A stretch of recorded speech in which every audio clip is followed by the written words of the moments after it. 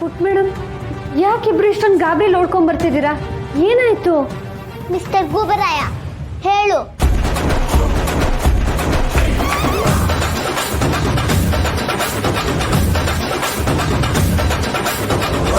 ತರುಣ್, ಈತ ನಿಜವಾಗ್ಲೂ ಅಣ್ಣನ ಹತ್ರ ಮಾತಾಡಿದ್ಲ? ಐನೋ ಶಾನ್ವಿ, ನನಗೂ ಅದೇ ಆಶ್ಚರ್ಯ ಆಗ್ತಿದೆ. ಸದ್ಯ ನಾನು ಮದುವೆ ಆಗಿ ಇಲ್ಲಿಂದ ಹೋಗೋಕ್ಕಿಂತ ಮುಂಚೆ ನಿನ್ ಬಾಸ್ ಜೊತೆ ಮಾತಾಡ್ದಲ್ಲ, ನನ್ಗೆ ಈಗ ತುಂಬಾ ಸಮಾಧಾನ ಆಯ್ತು.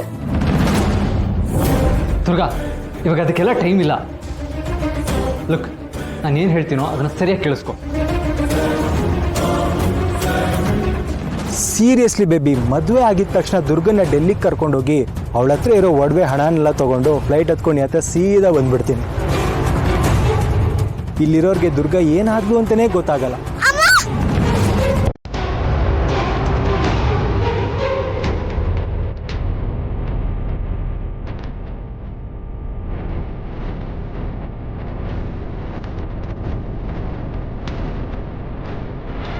ನನ್ನ ವಿರುದ್ಧ ಇದ್ದಿದ್ದು ಒಂದೇ ಒಂದು ಸಾಕ್ಷಿ, ಅದು ನಾಶ ಆಗೋಯ್ತು.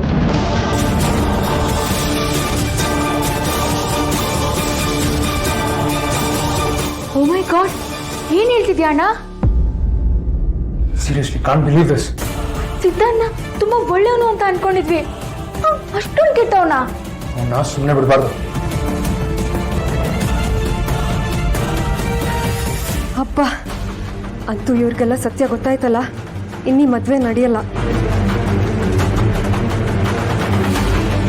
ಅವನು ಬ್ಯಾಡ್ ಮ್ಯಾನ್, ನೀನು ನಮ್ಮ ಮದ್ವೆ ಆಗ್ಬೇಡ. ಹೌದು ದುರ್ಗಾ, ಈಗ ಮದ್ವೆ ಆಗಲ್ಲ ಅಂತ ಹೇಳ್ಬಿಡಿ. ಲಕೀಲಿ ಮದುವೆಗಿಂತ ಮೊದಲೇ ನಮ್ಗೆ ಸಿದ್ಧಾಂತ ಸೀಕ್ರೆಟ್ ಗೊತ್ತಾಯ್ತು. ಈಗ ಏನ್ ಮಾಡೋದು ಮಾಯಾ? ಅಕಸ್ಮಾತ್ ಈ ಮದ್ವೆ ನಡೀಲಿಲ್ಲ ಅಂತಂದ್ರೆ ನಮ್ ಪ್ಲಾನ್ ಗತಿ ಅದೋ ಗತಿ. ಹೇಗೆ ಹ್ಯಾಂಡ್ಲ್ ಮಾಡ್ತೀಯಾ? ದುರ್ಗಾ, ನಿನಗೆ ಸಂಕೋಚ ಆಗೋದಾದ್ರೆ ನಾನು ಮಾತಾಡ್ತೀನಿ. ಅವ್ನು ದೊಡ್ಡ ಮೋಸ್ಗಾರ. ಲುಕ್, ಅವನ ವಿಷಯ ಎಲ್ಲ ನಾನು ಎಲ್ರಿಗೂ ಹೇಳಿ ಈ ಮದುವೆನ ಕ್ಯಾನ್ಸಲ್ ಮಾಡ್ತೀನಿ.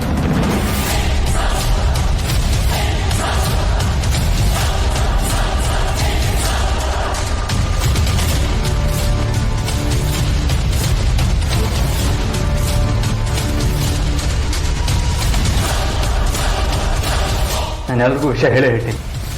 ಬಸ್ ಒಂದ್ ನಿಮಿಷ.